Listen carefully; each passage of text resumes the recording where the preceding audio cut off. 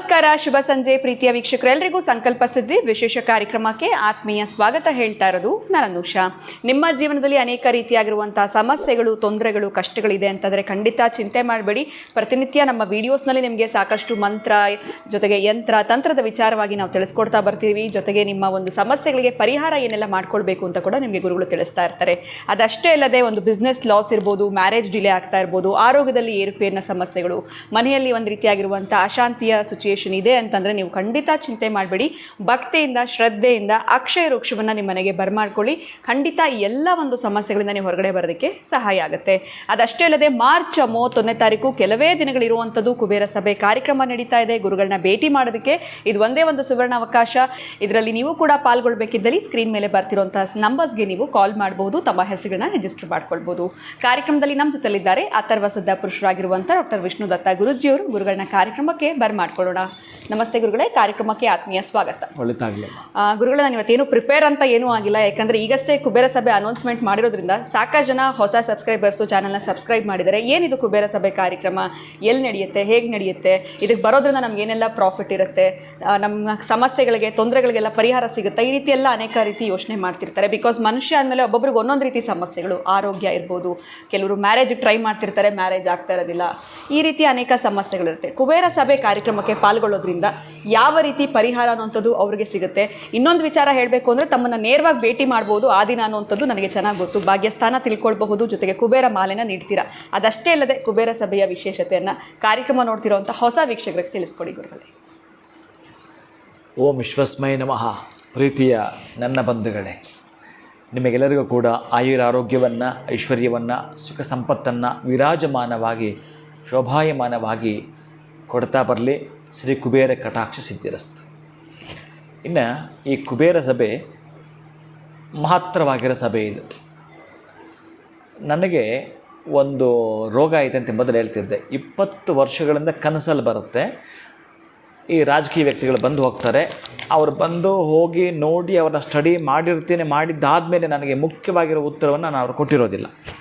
ಮುಖ್ಯವಾಗಿರ್ತಕ್ಕಂಥ answer ಅವರಿಗೆ ಮಾಡಿರೋದಿಲ್ಲ. ಕಾರಣ ಏನಂತಂದರೆ, ಈ ವ್ಯಕ್ತಿ ಬಂದು ಹೋದ್ಮೇಲೆ ಈತನ ಚರಿತ್ರೆ ಪೂರ್ಣ ನನಗೆ ಒಂದ್ಸಲ ಕನಸಲ್ಲಿ ಬಂದು ಹೋಗುತ್ತೆ. ಆ ಕನಸಲ್ಲಿ ಬಂದು ಹೋಗ್ತಕ್ಕಂತಹದ್ದು ಏನಿದೆಯೋ ಆ ಬತ್ತಳಿಕೆಗಳು ನಾನು ಬಿಚ್ಚೋದಿಲ್ಲ. ಅಲ್ಲಿ ನೆಗೆಟಿವ್ ಆರ್ ಪಾಸಿಟಿವ್ ಅಂತ 2 ಬರ್ತವೆ. ಅಲ್ಲಿ ಆ 2 ಬರುವಂಥದ್ದು ನನ್ನ ಕೆಲಸಕ್ಕೂ ಬರ್ತವೆ. ಅವು ನಾನು ಹೊಸದಾಗಿ ಏನು ಪ್ಲ್ಯಾನ್ ಮಾಡ್ತೀನೋ ಅಲ್ಲೂ ನನಗೆ ಕಾಣಿಸ್ಕೊಳುತ್ತೆ.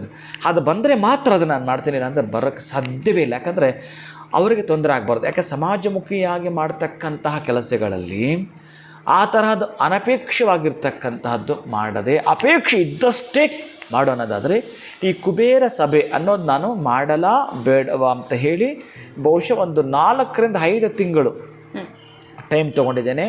ಇದು ನನ್ನ ಮನಸ್ಸಿಗೆ ಬಂದಾಗಲೂ ಕೂಡ ಅಲ್ಲಿ ಪ್ಲಸ್ ಬಂದರೆ ಮಾತ್ರ ಈ ಒಂದು ಸಭೆ ನಡೆಸುವಂಥದ್ದು. ಇಲ್ಲ ಅಂದರೆ ಪ್ರಯೋಜನ ಇಲ್ಲ. ಅವರು ಪ್ರಯೋಜನ ಆಗ್ತಿದ್ದಾಗ ಎಂತ ಮಾಡಬೇಕು?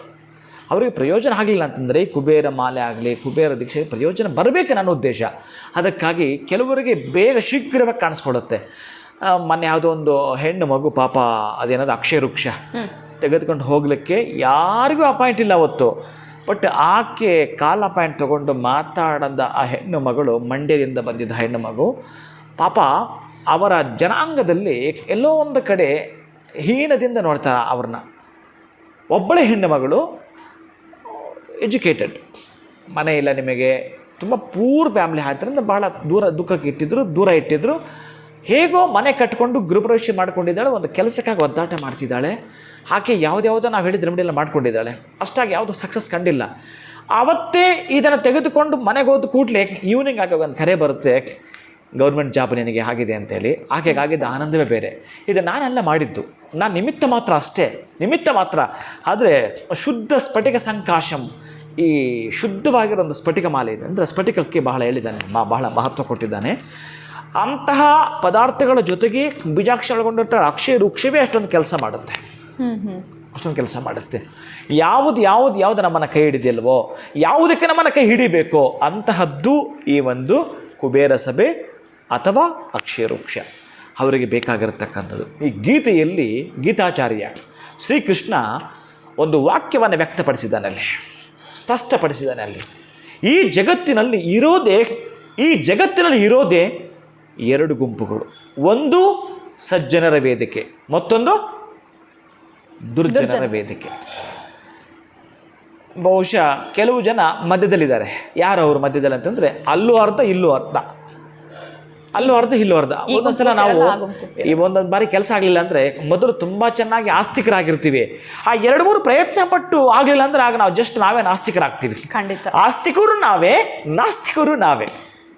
ಅಂತಹ ಲಿಸ್ಟ್ ಒಳಗಡೆ, ಆ ಪಟ್ಟಿ ಒಳಗಡೆ ನಾನು ಇದ್ದೇನೆ, ನೀವುಗಳು ಇರ್ತೀರಿ. ಅದರಿಂದ ಹೊರಗೆ ಬರೋದು ಯಾವಾಗ ಅಂತಂದರೆ ಪರಿಪೂರ್ಣವಾಗಿ ನಮಗೆ ನಾವು ಹೊಂದಿಕೊಂಡ ಕೆಲಸದಲ್ಲಿ ಕೈ ಹಿಡಿದಾಗ, ಆ ಕೈ ಹಿಡಿದಕ್ಕೆ ಏನಾದರೂ ಒಂದು ಬೇಕಲ್ಲ. ಈಗ IAS ಅಂತ ಇದ್ರೆ ಹೇಗಾಗುತ್ತೆ? ಎಕ್ಸಾಮ್ ಬರೀ ಪಾಸ್ ಆಗೋದ್ರಲ್ಲಿ ಅದು ನಿನಗೆ ತೇರ್ಗಡೆ ಸರ್ಟಿಫಿಕೇಟ್ ಕೊಡೋದು. ಇದು ಅಷ್ಟೇ, ಕುಬೇರ ಸಭೆ ಅಂತ ಬರ್ತೀಯಲ್ಲ, ಇಲ್ಲಿ ನಿನಗೆ ಸರ್ಟಿಫಿಕೇಟ್ ಕೊಡುವಂಥದ್ದು. ಅದು ಕುಬೇರ ಕೊಡ್ತಕ್ಕಂಥದ್ದು. ಕುಬೇರ ಕಟಾಕಿ ಸಿದ್ಧಿರಸ್ತು ಅನ್ನೋ ಸರ್ಟಿಫಿಕೇಟು ಅಥವಾ ಮಾಲೆ ಅವರಿಗೆ ತಗೊಳ್ತಾರೆ ಅಂತಂದರೆ ಅದು ರಕ್ಷಾ ಕವಚವಾಗ್ತಕ್ಕಂತಹದ್ದು. ಅದ್ಭುತವಾಗಿರ್ತಕ್ಕಂಥ ಅವರ ಕೆಲಸಗಳಿಗೆ ಅದ್ವಿತೀಯವಾಗಿರ್ತಕ್ಕಂಥದ್ದು ಒಂದು ಗ್ರೀನ್ ಪೆನ್ ಸಿಗ್ನೇಚರ್ ಹೇಗಿರುತ್ತೋ ಆಗಿರುತ್ತೆ ಈ ಕುಬೇರನ ಸಭೆ. ಅಂದರೆ ಬರ್ತಕ್ಕಂಥವರಿಗೆ ಅಭೀಷ್ಟ ಫಲ ಸಿದ್ಧಿರಸ್ತು, ಅನಿಷ್ಟ ಫಲ ನಿವೃತ್ತಿರಸ್ತು, ನಿವೃತ್ತಿ ಆಗ್ತಕ್ಕಂಥದ್ದು.